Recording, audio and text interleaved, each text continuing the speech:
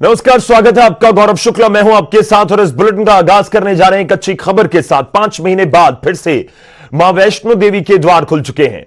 जी आज से भक्तों के लिए वैष्णो देवी यात्रा की शुरुआत कर दी गई है। लगभग 4 से 5 महीने बाद रोजाना 2000 श्रद्धालु ही हालांकि अभी दर्शन कर पाएंगे और दूसरे राज्यों से तो केवल 100 श्रद्धालु ही रोजाना जा पाएंगे। बाहर से आने वालों के लिए कोरोना का टेस्ट जरूरी होगा। छोटे बच्चों और बुजुर्गों को यात्रा की इजाजत नहीं दी गई है।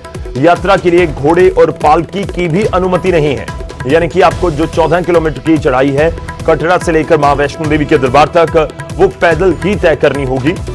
श्रद्धालुओं के लिए मास्क, सोशल डिस्टेंसिंग की पालना भी जरूरी होगी। श्रद्धालुओं का केवल ऑनलाइन पंजीकरण ही होगा।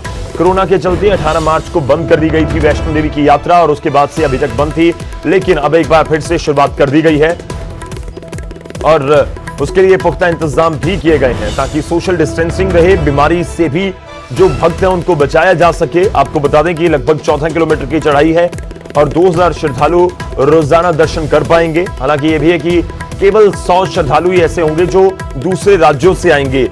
जम्मू में जो एंटर करेंगे उनको केवल 100 श्रद्धालुओं को ही इजाजत होगी।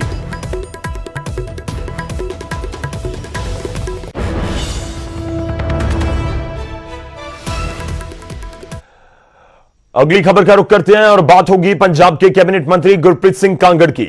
कांगड़ कोरोना पॉजिटिव हो चुके हैं। जी हां, कल मानसा में 15 अगस्त के कार्यक्रम में गए थे कांगड़ और मानसा में ही उनका टेस्ट भी करवाया गया था और देर शाम उनकी रिपोर्ट पॉजिटिव आ गई। चंडीगढ़ में कांगड़ के पूरे परिवार के भी टेस्ट हुए हैं। कांगड़ की बहू पॉजिटिव पाई गई है, बाकी सभी नेगेटिव पाए गए हैं। हालांकि उनके ये परिवार के लिए राहत की खबर है कि बाकी सबकी रिपोर्ट नेगेटिव है। उसके बाद से उनको आइसोलेट कर दिया गया है। मानसा में ही टेस्ट हुआ था, रिपोर्ट पॉजिटिव आई थी। बड़ी खबर है पंजाब से जुड़ी हुई। मानसा में 15 अगस्त के कार्यक्रम में शामिल हुए थे और आजादी दिवस के कार्यक्रम की झलकियां भी दिखा रहे हैं जहां पर कांगड़ पहुंचे हुए थे। कांगड़ की बहू पॉजिटिव आई है, हालांकि उनके बाकी परिवार के सदस्य जो हैं उनकी रिपोर्ट नेगेटिव है।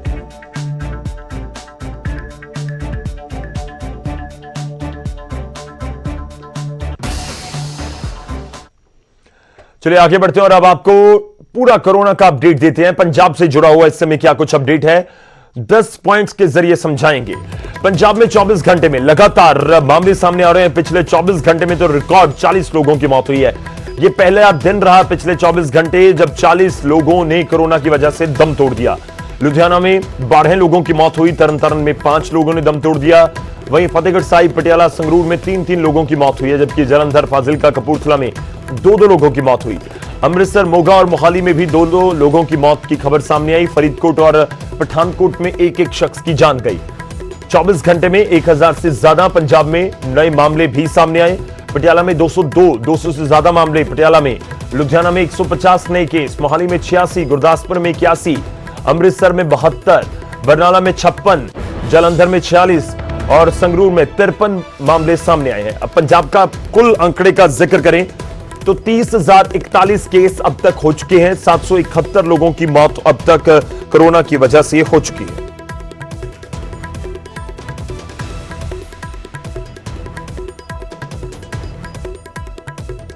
आगे बढ़ते हैं और अब आपको हरियाणा का भी अपडेट देंगे कि हरियाणा में क्या कुछ इस समय खास है कोरोना से जुड़ा हुआ। 10 पॉइंट्स के जरिए एक बार फिर से हरियाणा का मैं आपको पूरा अपडेट देता हूं। हरियाणा में भी रफ्तार जबरदस्त है और पिछले 24 घंटे का मैं जिक्र करूं तो 10 लोगों की मौत हो गई है कोरोना की वजह से। 796 केस भी नए सामने आए। अब तक कुल 46,410 मामले सामने आ चुके हैं। 528 लोगों की मौत हो चुकी है। फरीदाबाद में जो नए मामले आए उनका जिक्र करूं, फरीदाबाद में 131, गुरुग्राम में 77, पानीपत में भी 77, जबकि यमुनानगर में 71, अंबाला में 55, करनाल में 52, रोहतक में 51, पंचकुला में 42 नए केस रिपोर्ट किए गए, जबकि महेंद्रगढ़ और हिसार में 43 नए मामले सामने आए हैं। सोनीपत में 24 नए केस, सिरसा में 27 नए केस, पलवल में 25 नए मामले, भिवानी में 23 नए केस, फरीदाबाद, सोनीपत, पानीपत, यमुनानगर में 2-2 लोगों की मौत हो गई।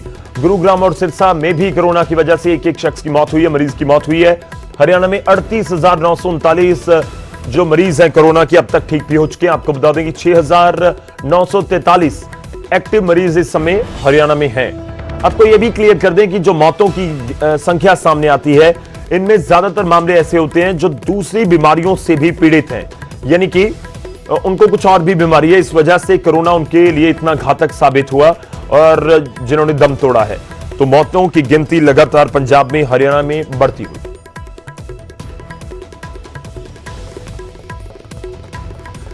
चलिए अब हिमाचल का भी रुख कर लेते हैं। हिमाचल में 4000 तक कोरोना के केसेस पहुंच चुके हैं। 24 घंटे में रिकॉर्ड 119 नए मामले सामने आए। 24 घंटे में 81 कोरोना के मरीज ठीक भी हुए। अब तक कुल 3993 केस रिपोर्ट किए जा चुके हैं। 17 लोगों की मौत अब तक हो चुकी है। 2632 लोग ठीक भी हो चुके हैं, जबकि 1308 इस समय एक्टिव मरीज हिमाचल प्रदेश में हैं। तो संख्या काफी है, लेकिन दूसरे राज्यों से, पड़ोसी राज्यों के साथ अगर हम तुलना करें, पंजाब के साथ, हरियाणा के साथ, तो हिमाचल में काफी कम केसेस नजर आते हैं। उसकी वजह यह भी है कि सख्ती को ज्यादा ढील सख्ती में नहीं दी है हिमाचल प्रशासन।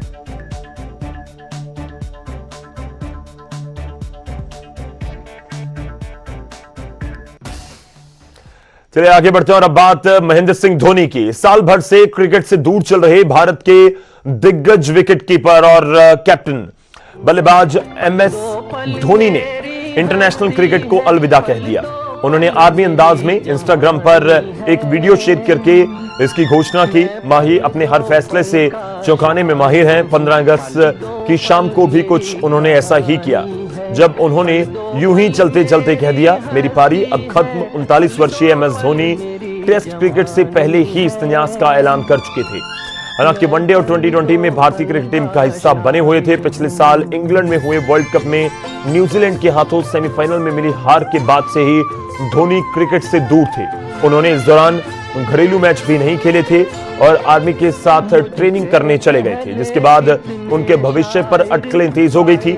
धोनी ने अपने पूरे सफर का एक वीडियो भी शेयर किया। धोनी ने गीत शेयर करते हुए अपने क्रिकेट जीवन की बेहतरीन तस्वीरों को पोस्ट किया। लगभग हर उस खिलाड़ी का इस तस्वीरों के जरिए जिक्र था जिनके साथ धोनी ने वो पल बिताए जो क्रिकेट खेला।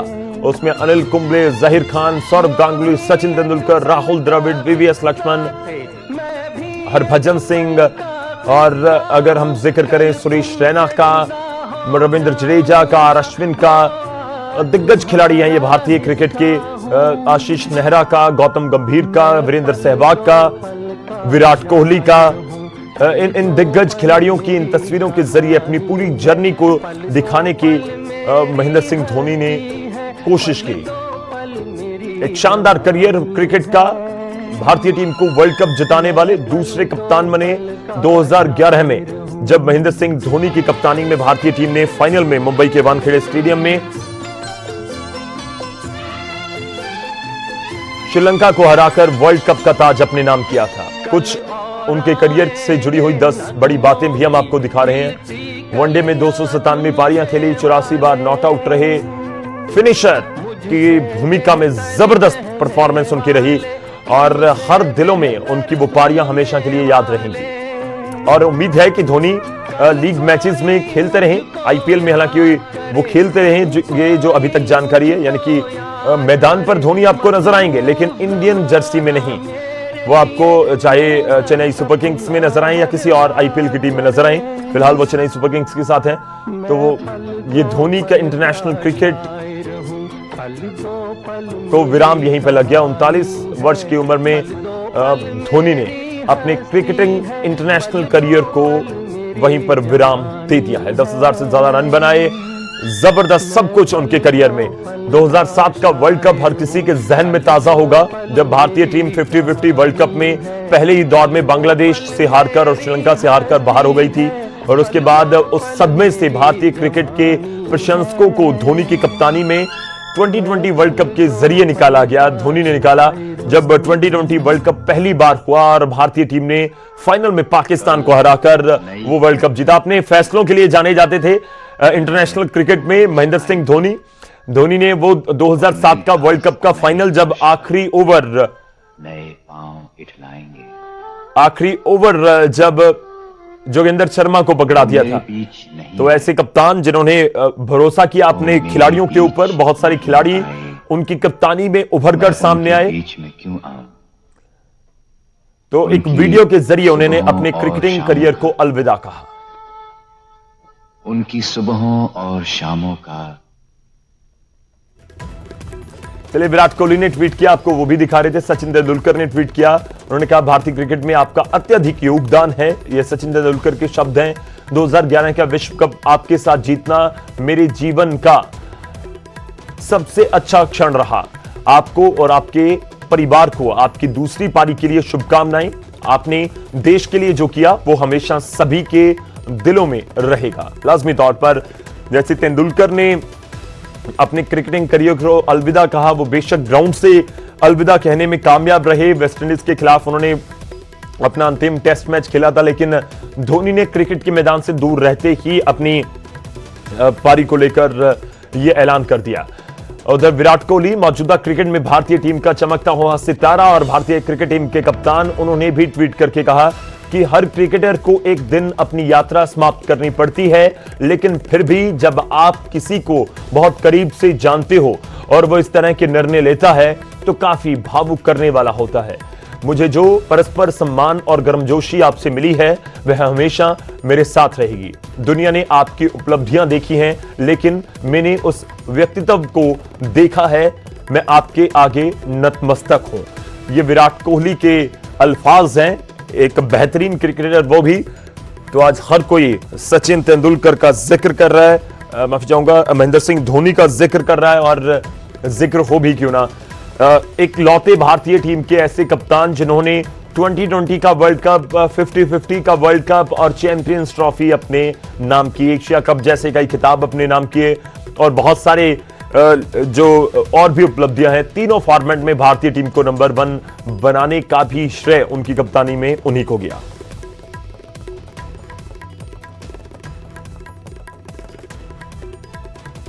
पल का शायर हूं,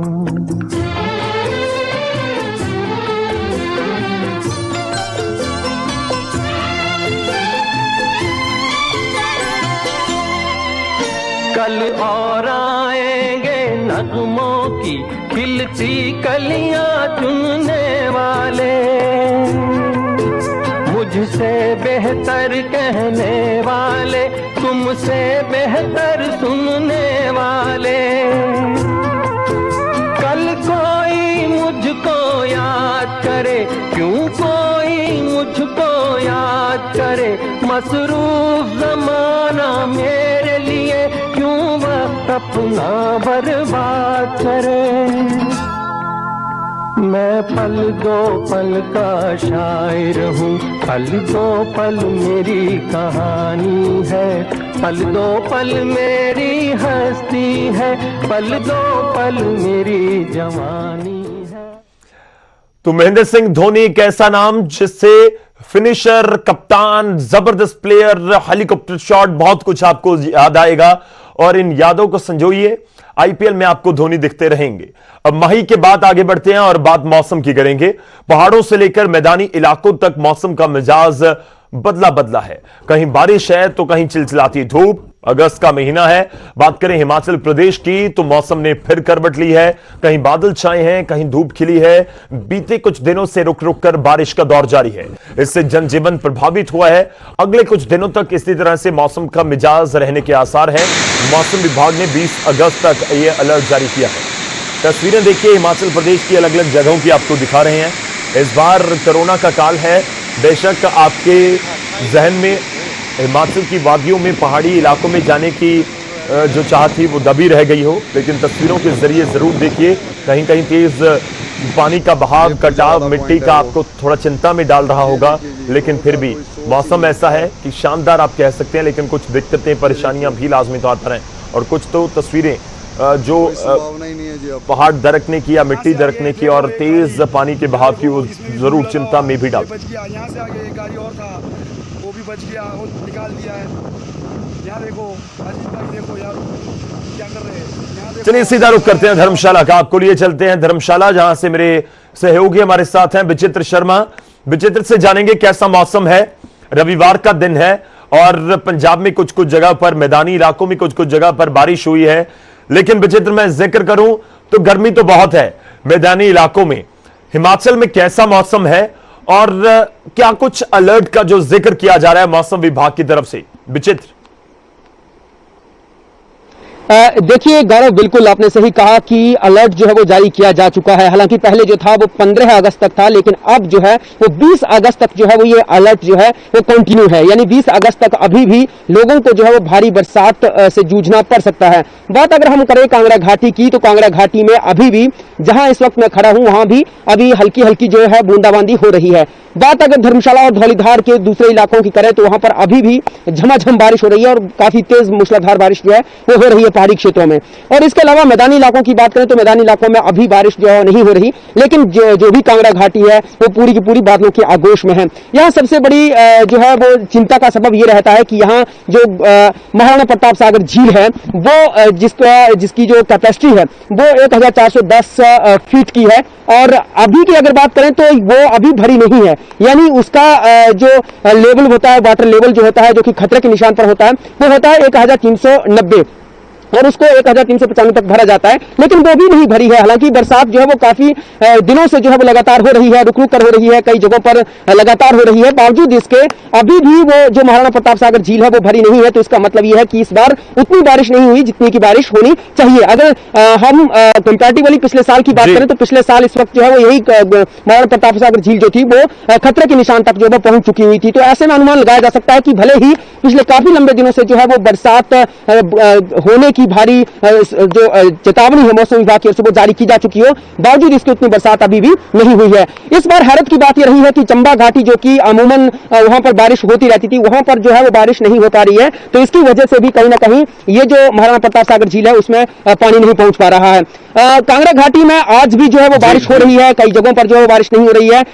और जो सबसे चिंता का सबब यह है कि जो खड्डे और नदी नाले हैं वो जो है वो इन दिनों जो है वो उफान पर है। मैं एक खड्ड का ही आपको तस्वीरों को जो है वो दिखाना चाहता हूं। ये देखिए आप, ये इस वक्त जो है तो यहाँ पर जो है वो लगातार यहाँ पर जो लोग जो इसके इन खड्डों और नदी नालों के जरिए जो है वो अपना स्वरोजगार जुटाते हैं। यानी यहाँ पर जो रेत बजरा और जो ये पत्थर होते हैं उनको तोड़ने का काम करते हैं, वो आए दिन जो है यहाँ पर लोग जो है पहुंच रहे हैं और इनको किसी भी प्रकार का जो है यहाँ खतरा महसूस नहीं हो रहा। बावजूद इसके कि जो प्रशासन है उनकी ओर से अलर्ट जारी किया जा चुका है कि वो खड्डों और नदी नालों पर न जाएं। आप देख सकते हैं तस्वीरों में भी कि कैसे जो है वो अभी भी ये लोग, देखिए, ये घोड़े और खच्चरों के जरिए से जो है वो यहाँ आते हैं और यहाँ से लेके जाते हैं। और बड़ी बात यह है कि दिक्कत और परेशानी बढ़ा देने वाली बात यह है कि ऊपर के इलाकों में जब बरसात होती है और खड्डों नदी नालों में पानी नहीं होता, तो ये लोग जब यहाँ होते हैं तो ऐसे में जब बाढ़ अचानक से आ जाती है और जब अचानक से बाढ़ आ जाती है तो इनको बचने का मौका नहीं मिलता। और ऐसी कई जो है तस्वीरें आ चुकी हैं कि कई बार ऐसे बहुत सारे नुकसान जो है वो गौरव हो चुके हैं। हिमाचल प्रदेश में खासतौर पर ऐसे कई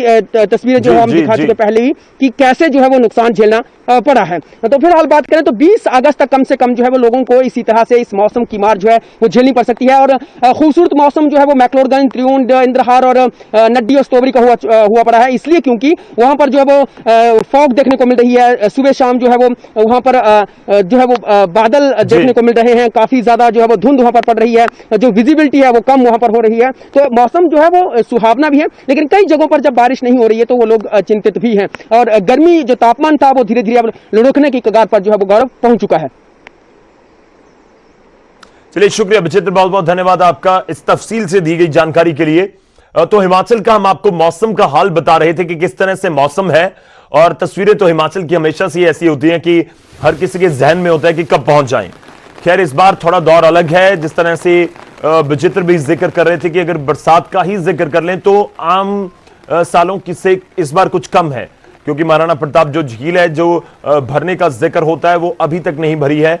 तो यह भी कहा जा सकता है कि मैदानी इलाकों के लिए ज्यादा चिंता की बात नहीं, लेकिन जरूर मौसम जरूर बदला हुआ हिमाचल में नजर आ रहा है और 20 तारीख तक का अलर्ट जारी किया गया मौसम विभाग की तरफ से।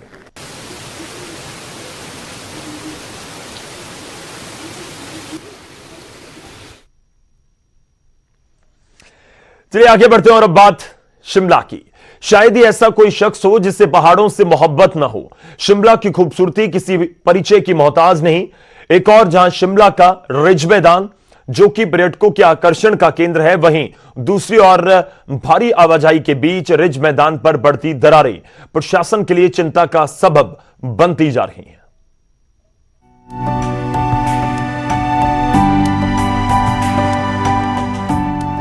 शिमला का खुशनुमा मौसम, जंगलों के बीच गुजरते हुए रास्ते, मानो प्रकृति की गोद में स्वर्ग विराजमान हो।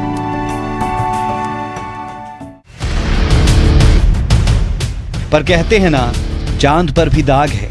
उसी तरह शिमला के ऐतिहासिक रिज मैदान पर पड़ती दरारें यहाँ की खूबसूरती पर दाग के समान दिखाई पड़ती है। रिज मैदान के लक्कड़ बाजार वाला हिस्सा साल 2011 से लगातार धंस रहा है। हर बार इसे ठीक करने के नाम पर सीमेंट लगाकर प्रशासन खुद को शायद तसल्ली दे रहा है। बरसात में बारिश के कारण रिज मैदान की दरारें लगातार बढ़ रही है और अगर आगे बरसात और तेज हुई तो इसके बुरे परिणाम भुगतने पड़ सकते हैं।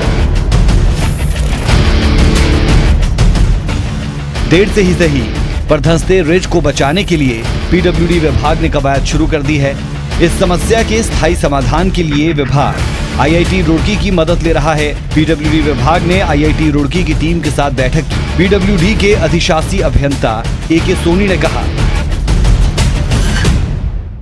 जो लोक निर्माण विभाग यहाँ पे रिज की स्टेबलाइजेशन कर रहा है उसकी मिट्टी की जांच पूरी हो चुकी है। उनकी रिपोर्ट हमारे को मिल चुकी है और उस रिपोर्ट को एनालाइज करके स्ट्रक्चरल डिज़ाइन के लिए ही हमारे कुछ उच्च अधिकारियों ने ये तय किया है कि वे रुड़की आईआईटी जो रुड़की है वो ही इसका स्ट्रक्चरल डिज़ाइन करेंगे। उनको हमने भेज दिया है, पेमेंट उनकी कर दी गई है और उन्होंने 4 to 5 वीक्स बोला था, फिर साहब से रिक्वेस्ट करवा के लेटर भिजवाया कि जितने जल्दी उनका डिज़ाइन हो सकता है कर दें, ताकि मतलब इसमें रिज को इसको बचाया जा सके। देरी से ही सही पर उम्मीद है कि ऐतिहासिक रिज मैदान को मरम्मत के लिए अब और इंतजार नहीं करना पड़ेगा और प्रशासन भी अपने दावों पर खरा उतरे ताकि शिमला की खूबसूरती लोगों को अपनी ओर आकर्षित करती रहे। कुलवंत ठाकुर, न्यूज़ 18 शिमला। फिलहाल इस बुलेटिन में इतना ही। इजाजत दीजिए। धन्यवाद।